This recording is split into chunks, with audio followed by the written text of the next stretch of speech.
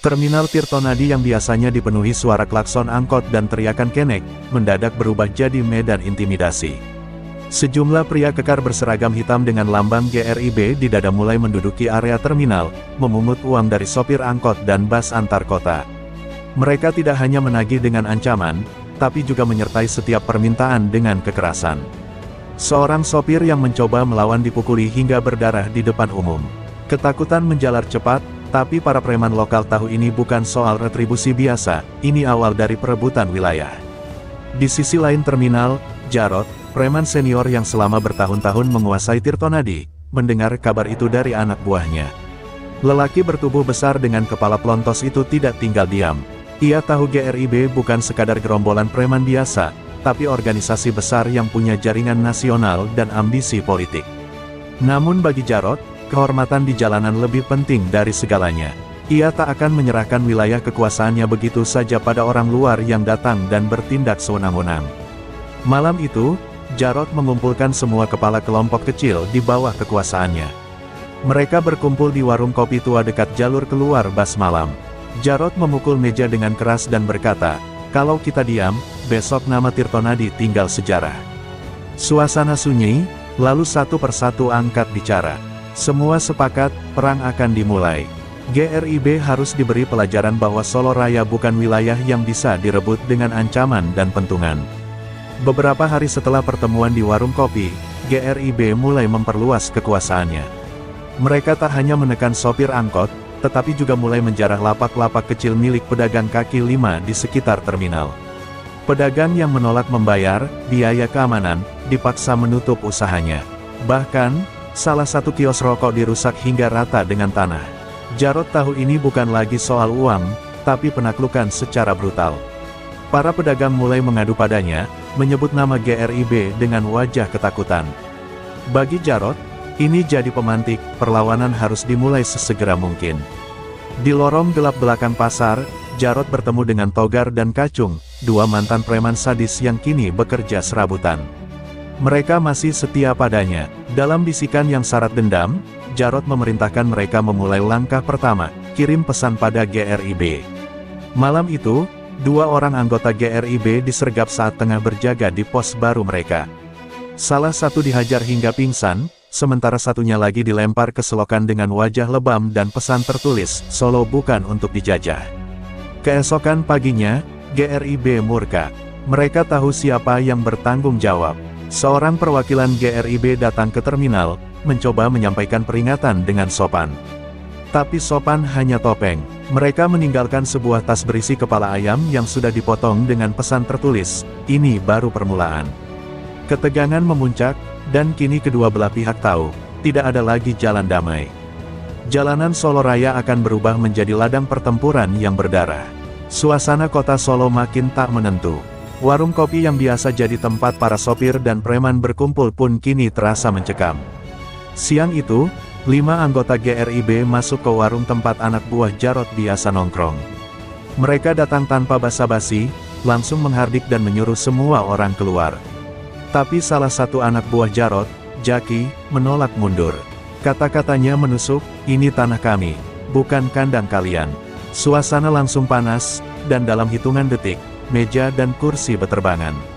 Perkelahian brutal pun pecah di dalam warung. Pisau lipat, botol pecah, dan besi meja jadi senjata dadakan. Jaki dan temannya melawan habis-habisan meski kalah jumlah.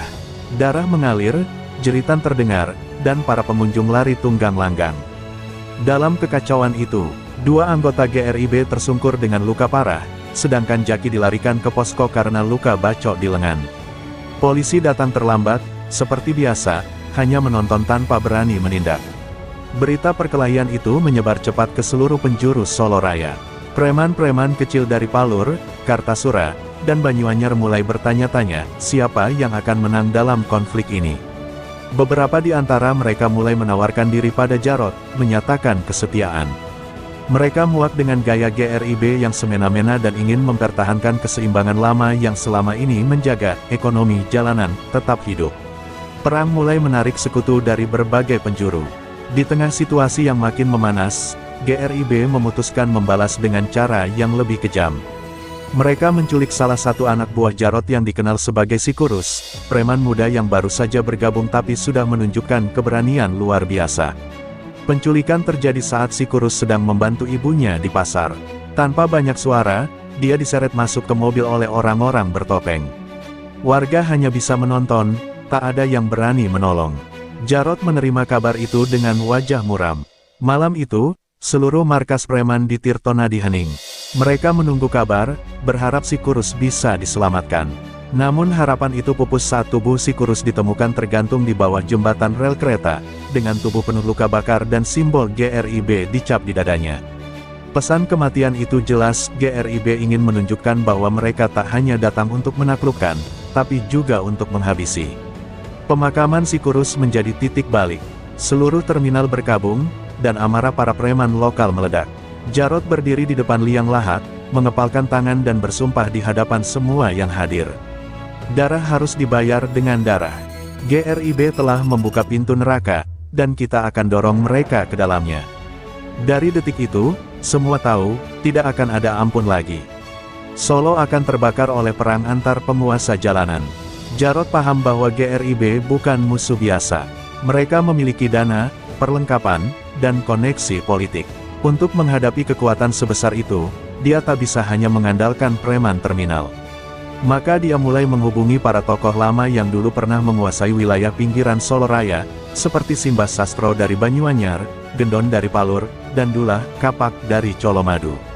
Masing-masing tokoh itu punya puluhan anak buah dan jaringan bisnis ilegal yang masih hidup. Dalam pertemuan rahasia di sebuah gudang kosong dekat rel kereta, mereka sepakat membentuk koalisi jalanan. Koalisi ini bukan sekadar aliansi preman, tapi gerakan balasan terhadap dominasi GRIB yang dianggap mengancam tatanan lama. Para pemimpin sepakat bahwa Solo harus dikembalikan pada aturan tak tertulis yang telah menjaga keseimbangan selama bertahun-tahun. Mereka membagi wilayah, logistik, dan membuat kode, siapapun yang ketahuan membantu GRIB, akan dianggap pengkhianat dan diperangi. Gerakan ini dengan cepat menyebar, memunculkan semangat solidaritas jalanan yang sudah lama terkubur. Di hari yang sama, tim kecil dari koalisi jalanan menyerang pos GRIB di dekat terminal Kartasura. Penyerangan dilakukan kilat dan brutal. Pos dijungkir balikkan, bendera GRIB dibakar, dan 2 orang penjaga babak belur. Aksi ini menjadi sinyal, perang terbuka telah dimulai. Tidak ada lagi intimidasi tanpa balasan, tidak ada lagi kekuasaan tanpa pertarungan. Kota Solo kini terpecah menjadi 2, mereka yang melawan GRIB, dan mereka yang tunduk padanya. 2 hari setelah serangan di Kartasura, GRIB bergerak cepat.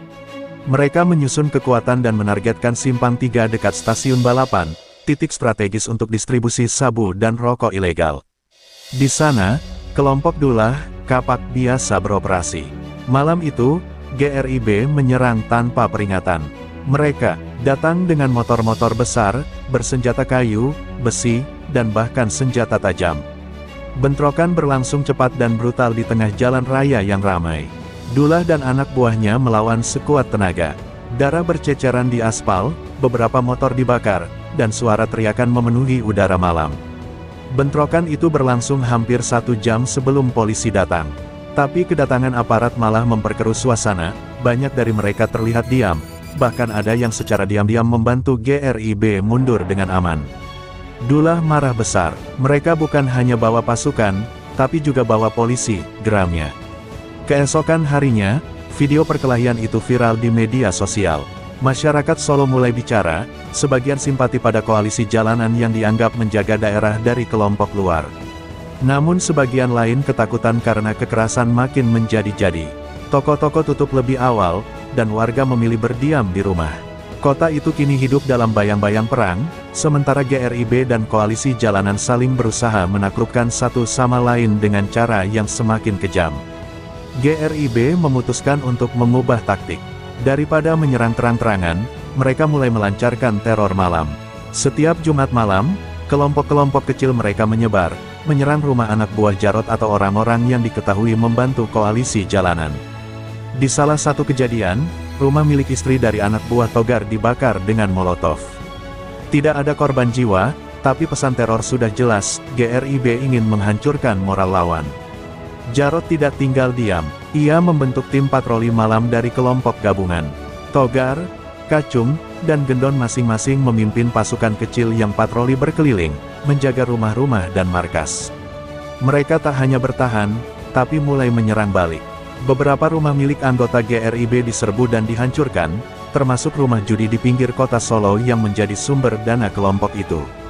Dalam seminggu, Solo berubah jadi kota tanpa malam, hanya suara motor, sirine, dan jeritan yang mengisi gelap. Namun teror juga memakan korban yang tak bersalah.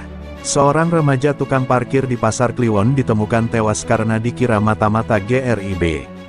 Kesalahan fatal itu menyulut kemarahan warga.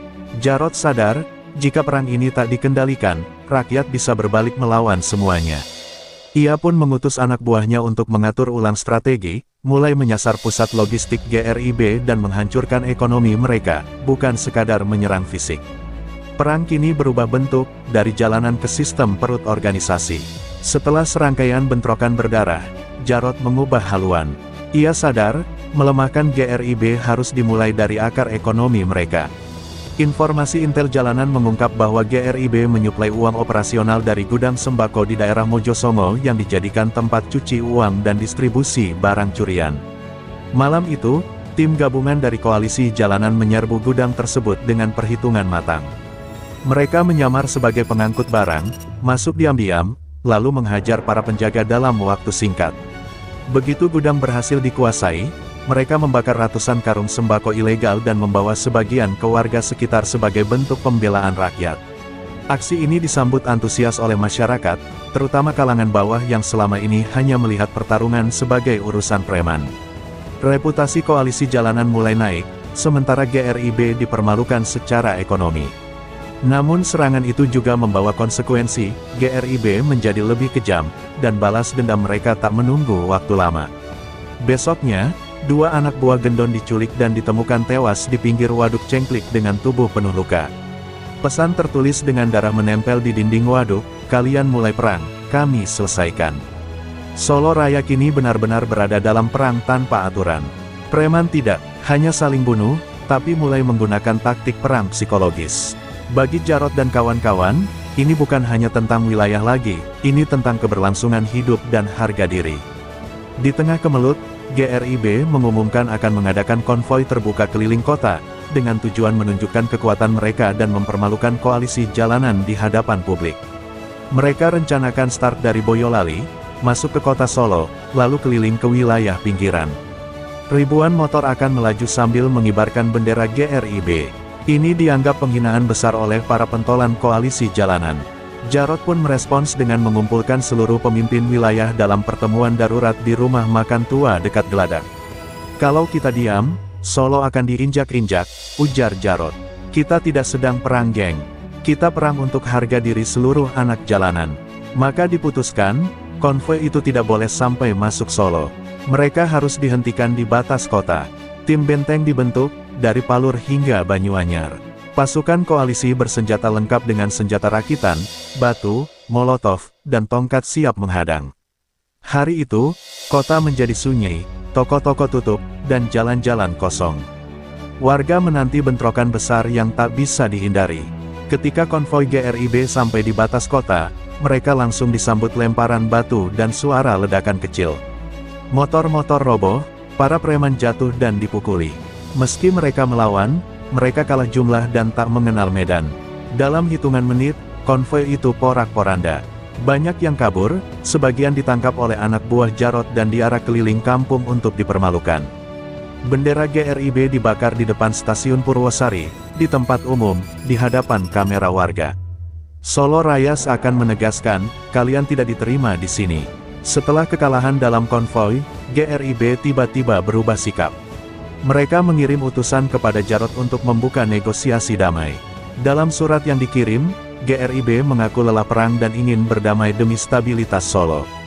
Tawaran ini membuat banyak pemimpin koalisi jalanan curiga, tapi sebagian lagi melihat ini sebagai peluang menghentikan pertumpahan darah. Jarod pun ragu, ini terlalu cepat, gumamnya. Tapi tekanan dari warga dan tokoh netral membuatnya setuju bertemu dengan perwakilan GRIB di sebuah hotel kecil dekat Manahan. Pertemuan itu ternyata jebakan. Saat Jarod masuk ke ruang pertemuan bersama 3 anak buahnya, belasan orang bersenjata muncul dari balik pintu dan menyerang. Perkelahian terjadi, kaca pecah, darah muncrat. Salah satu anak buah Jarod tewas di tempat. Jarod sendiri terluka parah tapi berhasil kabur melalui jendela dan dilarikan ke rumah sakit oleh informan yang kebetulan memantau. Kabar tentang pengkhianatan GRIB langsung menyebar dan membakar kemarahan seluruh jaringan koalisi jalanan. Dalam semalam, koalisi jalanan membalas. Mereka membakar 3 markas GRIB di Sukoharjo dan menangkap 2 pentolan GRIB lalu mengarak mereka di jalanan. Kota berubah jadi lautan api dan amarah. Tidak ada lagi ruang untuk damai. GRIB telah melewati batas. Preman-preman jalanan kini tak hanya membawa senjata, tapi dendam. Dan dendam itu mengalir deras seperti darah yang menodai setiap lorong Solo Raya. Solo Raya kini berada dalam status siaga tak resmi. Warga yang biasanya bersikap netral kini mulai berpihak, karena dampak dari konflik ini sudah menembus batas rumah tangga. Malam itu, koalisi jalanan menggelar Operasi Malam Berdarah, rangkaian penggerebekan terhadap semua titik yang teridentifikasi sebagai sarang GRIB. Dengan sistem komando berlapis dan kode sandi yang disusun oleh Gendon, pasukan bergerak diam-diam ke wilayah-wilayah seperti Gilingan, Nusukan, hingga Kartasura. Setiap serangan dilakukan dengan cepat dan brutal. Tidak ada belas kasihan. Begitu markas ditemukan, mereka dibakar. Siapapun yang terlibat, bahkan satpam bayaran, dihajar hingga tak sadarkan diri. Salah satu titik paling brutal terjadi di Terminal Tirtonadi, tempat GRIB pernah menghina koalisi jalanan. Di sana, 6 preman GRIB dibakar hidup-hidup di pos jaga mereka, aksi yang direkam dan disebar luas di media sosial bawah tanah. Pesan jelas, ini adalah balas dendam. Namun, keberhasilan itu datang dengan harga mahal. GRIB membalas dengan mengebom warung milik Ibu Gendon di Laweyan. Tidak ada korban jiwa, tapi rumahnya hancur lebur. Anak-anak Gendon yang tinggal di sana trauma berat. Jarod pun akhirnya muncul kembali dari persembunyian dengan tubuh penuh luka dan amarah yang tak tertahankan. Ia berdiri di depan para pimpinan jalanan dan berkata, mulai malam ini, kita tidak lagi membela wilayah. Kita bersiap membela Solo dari penjajahan preman busuk. Terminal Tirtonadi menjadi simbol kekuasaan GRIB yang terakhir. Meski markas kecil mereka telah dihancurkan, ratusan anak buah GRIB masih menguasai area terminal, memeras sopir, menjual narkoba, dan mengintimidasi pedagang kecil. Jarod memutuskan untuk menjadikan terminal itu sebagai target utama penaklukan. Kalau Tirtonadi kita rebut, Solo akan bebas, ujarnya. Maka dirancanglah operasi gabungan, melibatkan semua geng jalanan yang selama ini pasif. Hari eksekusi, suasana pagi tampak biasa saja. Tapi begitu matahari meninggi, puluhan motor mulai mengalir ke arah terminal dari berbagai penjuru, dari arah Geladak, dari arah Mojosongo, dari arah Manahan. Mereka menyerbu serentak, perang pun pecah di dalam dan sekitar terminal. Batu beterbangan, botol pecah, suara senjata rakitan dan jeritan terdengar di mana-mana. Para sopir dan warga sipil melarikan diri. Preman GRIB yang tak siap dibuat kocar-kacir. Mereka berusaha bertahan, tapi jumlah dan semangat pasukan koalisi terlalu besar. Pertarungan berlangsung hampir 3 jam. Pada akhirnya, bendera GRIB diturunkan dan dibakar tepat di tengah terminal. Jarod berdiri di atas truk tua sambil mengibarkan kain putih bertuliskan, Solo Raya Bebas. Warga yang tadinya menonton dari jauh, mulai mendekat dan ikut bersorak. Kemenangan ini menjadi titik balik. Bukan hanya karena GRIB berhasil terusir, tapi karena untuk pertama kalinya dalam sejarah jalanan Solo, semua geng bisa bersatu melawan satu musuh bersama. Namun di tengah perayaan kemenangan, sebuah kabar buruk datang. GRIB ternyata tidak berjuang sendirian. Mereka selama ini didukung oleh jaringan preman dari luar kota, khususnya dari wilayah timur seperti Sragen, Ngawi, hingga Kediri. Mereka dikenal sebagai hantu dari timur, kelompok brutal yang lebih terorganisir dan tidak segan menggunakan senjata api. Intel Koalisi Jalanan menemukan bahwa kelompok ini sedang bergerak menuju Solo dengan niat membalas kekalahan GRIB. Kabar ini mengguncang moral pasukan. Banyak yang mulai takut karena cerita tentang kebrutalan hantu dari timur sudah melegenda. Mereka dikenal membunuh tanpa jejak, bahkan pernah membuat satu desa kosong dalam satu malam. Tapi Jarod tidak goyah. Ia kumpulkan semua pentolan jalanan dan berkata, kalau kita bisa kalahkan GRIB yang sombong, kita juga bisa kalahkan hantu manapun yang datang. Maka disusunlah strategi pertahanan kota.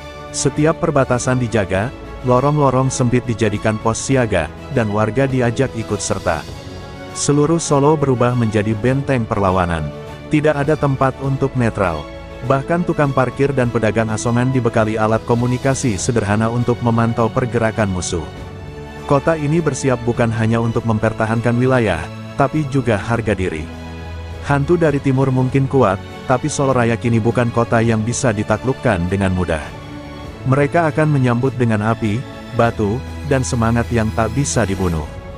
Pagi itu, langit Solo tampak kelabu, warga tak berani membuka warung, jalanan lengang, dan suara motor yang biasanya ramai terdengar sepi. Laporan dari penjaga pos perbatasan di wilayah Palur menyebutkan bahwa puluhan truk dan mobil bak terbuka melaju dari arah timur, membawa ratusan orang berpakaian hitam tanpa identitas. Mereka adalah hantu dari timur, pasukan balas dendam yang siap menebar maut demi harga diri GRIB. Jarot mengatur posisi bertahan di titik-titik strategis. Gendon menjaga barat, Bondet bertanggung jawab atas selatan, dan Loreng mengkoordinasikan intel di wilayah utara. Di tengah pusat kota, ribuan pemuda bersenjata batu, parang, hingga senapan rakitan bersiaga di balik tumpukan ban, pagar seng, dan truk-truk kosong. Tak ada bantuan dari polisi, semuanya harus diselesaikan dengan tangan sendiri. Hantu dari timur bergerak cepat dan kejam, menyerang titik demi titik dengan ledakan dan teriakan brutal. Pertempuran pertama pecah di wilayah Jebres.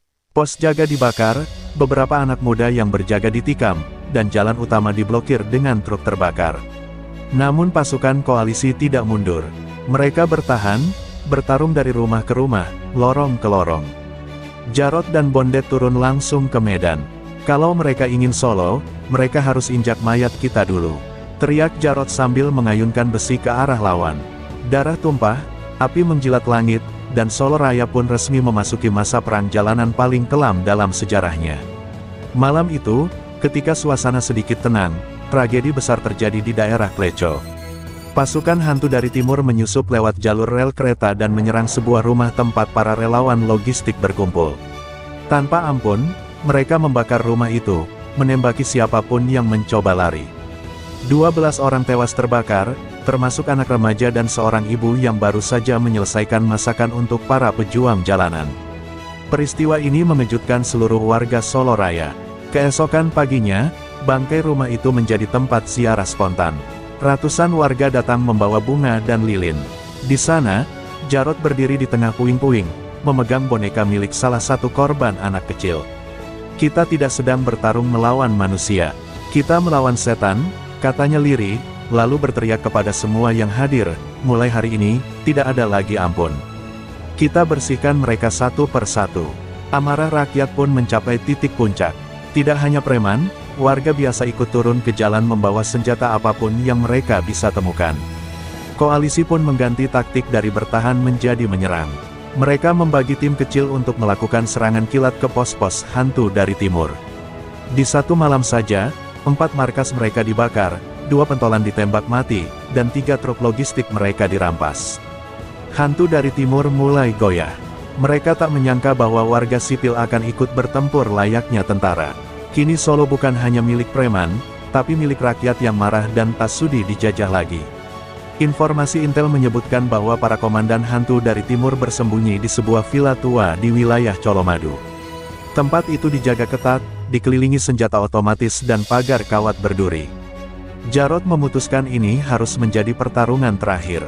Bersama Gendon, Bondet, Loreng, dan puluhan pasukan pilihan, mereka menyusun rencana penyerbuan yang tidak biasa, menyelinap lewat saluran irigasi dan menyerang dari bawah tanah. Malam gelap gulita saat operasi dimulai. Pasukan khusus koalisi jalanan menyelinap dalam senyap, melewati lumpur dan lorong sempit. Tepat pukul 3 dini hari, mereka muncul di halaman belakang villa dan langsung meledakkan gudang senjata musuh. Ledakan mengguncang seluruh Colomadu. Penyerbuan pun dimulai, brutal, cepat, dan mematikan. Loreng memimpin serangan ke dalam rumah utama, sementara Bondet menghajar pasukan luar dengan molotov dan bom. Pipa, dalam waktu 2 jam, markas itu dikuasai. Komandan utama hantu dari timur tewas dengan kepala dihantam palu oleh Jarod sendiri. Mayatnya dibakar di tengah lapangan, sebagai simbol berakhirnya dominasi mereka. Solo Raya pun kembali tenang, meski aroma darah dan abu masih menggantung di udara. Warga berkumpul di alun-alun, menyambut para pejuang jalanan sebagai pahlawan. Bendera putih dikibarkan tinggi, bukan tanda menyerah, tapi simbol kebebasan dari penjajahan para preman tamak. Meskipun pimpinan hantu dari timur telah dihancurkan, konflik belum benar-benar usai. Di bawah tanah, sisa-sisa pasukan GRIB yang selamat dari pembantaian bersembunyi dan merencanakan pembalasan. Mereka tidak sekuat dulu, tetapi kini lebih licik dan kejam. Mereka menyasar anggota keluarga para pejuang jalanan, menculik adik Bondet, membakar rumah orang tua Gendon, dan mengirim potongan tangan sebagai pesan ancaman kepada Jarod. Bondet murka. Tanpa menunggu rapat, ia menyerbu ke markas kecil GRIB di daerah Kadipiro bersama 30 orang. Pertempuran pecah lagi, singkat namun brutal. Puluhan anak GRIB tewas, tetapi adik Bondet ditemukan dalam keadaan sekarat, tubuhnya penuh luka siksaan. Tangis Bondet pecah di tengah reruntuhan bangunan. Dendam berubah menjadi rasa sakit mendalam. Ia bersumpah tak akan membiarkan satupun sisa GRIB hidup di tanah Solo Raya. Jarod tahu, jika dibiarkan, konflik ini akan terus berkepanjangan. Maka ia mulai menggalang kekuatan warga sipil, membuat sistem keamanan rakyat, dan melatih pemuda kampung menjadi penjaga wilayah. Selama rakyat hanya diam, preman akan tumbuh. Tapi jika rakyat ikut berdiri, preman akan punah, ucapnya dalam rapat umum. Perlahan, benteng pertahanan rakyat mulai terbentuk, bukan dari senjata, tapi dari kesatuan dan keberanian massa. Dari balik layar, muncul kekuatan lain yang selama ini tidak terlihat, pasukan bayangan, kelompok misterius yang dulu membiayai GRIB dan punya ambisi lebih besar, mengendalikan seluruh Solo Raya dari sektor ekonomi, terminal, hingga proyek-proyek properti. Mereka bukan preman biasa, melainkan pengusaha hitam, pejabat korup, dan mantan militer bayaran. Kekalahan GRIB hanyalah batu loncatan bagi mereka untuk turun langsung. Jarod dan kawan-kawan segera menyadari bahwa pertempuran mereka belum selesai. Pasukan bayangan mulai menyuap aparat, menciptakan kerusuhan kecil, dan menebar fitnah bahwa koalisi jalanan hanya preman baru berkedok rakyat. Di media sosial, mereka menyebarkan propaganda, menjelekkan para tokoh seperti Loreng dan Gendon, bahkan menyebar video palsu. Situasi mulai memanas lagi. Solo Raya terancam pecah dari dalam. Namun, kali ini Jarod tidak bertindak sendirian. Ia mengirim Bondet ke Jakarta untuk menghubungi wartawan, aktivis HAM, dan tokoh nasional. Ia juga membentuk aliansi dengan kelompok petani, buruh, dan pedagang pasar. Lawan mereka bukan cuma dengan senjata, tapi juga dengan kebenaran, katanya. Serangan balik dimulai di berbagai lini, dari lapangan hingga ruang sidang. Solo Raya tak lagi melawan preman saja, tapi sistem busuk yang ingin menjajah kembali lewat jas dan dasi. Di tengah perjuangan itu, tragedi kembali menimpa. Gendon, sang penjaga barat, ditembak mati oleh orang tak dikenal saat pulang dari rapat. Pelurunya menembus dada, tepat di depan rumah istrinya. Kematian Gendon mengguncang seluruh koalisi. Jenazahnya diarak puluhan ribu warga, sementara suara isak tangis bergema di seluruh lorong kota. Dia mati demi kita, demi Solo yang bebas, ujar Jarod sambil menaburkan bunga di liang lahat. Kematian Gendon justru menjadi bahan bakar semangat baru. Warga makin bersatu, makin nekat. Setiap lorong dijaga, setiap terminal diawasi, dan setiap proyek yang mencurigakan diblokir massa. Pasukan bayangan mulai goyah. Banyak dari mereka, yang ditinggal orang kepercayaannya, ketakutan melihat amarah rakyat. Beberapa lari keluar kota, lainnya ditangkap karena terungkap kasus korupsi lewat kerja sama warga dan aktivis. Jarod tahu, pengorbanan Gendon tidak boleh sia-sia. Ia berdiri di alun-alun Solo, di depan ribuan rakyat, dan berkata, ini bukan soal siapa paling jago berkelahi. Ini soal siapa paling mencintai tanah ini. Suaranya menggema. Malam itu, Solo Raya menyatakan kemenangan moral. Preman, bayangan, dan kekuasaan busuk boleh mencoba datang kembali. Tapi rakyat telah bangkit dan siap menjaga rumah mereka sendiri. 1 tahun berlalu sejak Perang Jalanan Solo Raya. Terminal Tirtonadi kini bersih dari preman, dijaga oleh pemuda lokal yang dulu bertempur di jalanan. Setiap sudut kota dipenuhi mural tentang perjuangan, wajah para pahlawan rakyat, termasuk gambar besar gendon dengan kata-kata, "Darahku untuk tanah ini." Sekolah-sekolah dibangun kembali, pos ronda dipenuhi semangat, dan pasar hidup seperti dulu, tapi dengan keamanan yang datang dari warga sendiri. Jarot memilih mundur dari garis depan, mengajar bela diri dan kepemimpinan kepada anak-anak muda. Bondet kini memimpin Laskar Warga Solo, sebuah organisasi rakyat yang melatih disiplin, literasi, dan pertahanan mandiri. Loreng, yang sempat hilang setelah bentrok terakhir, muncul kembali sebagai penulis, menceritakan semua yang terjadi dalam sebuah buku yang laris, Solo di Tangan Rakyat. Solo Raya kini bukan milik GRIB, bukan milik pasukan bayangan, bukan pula milik para elit. Solo adalah milik rakyat. Luka mereka memang dalam, korban mereka banyak, tapi mereka membuktikan bahwa ketika rakyat bersatu, tidak ada kekuatan yang bisa menundukkan mereka. Damai itu hadir, bukan dari perjanjian atau aparat, tapi dari tekad orang-orang biasa yang berani berdiri dan berkata, "Cukup. Ini tanah kami."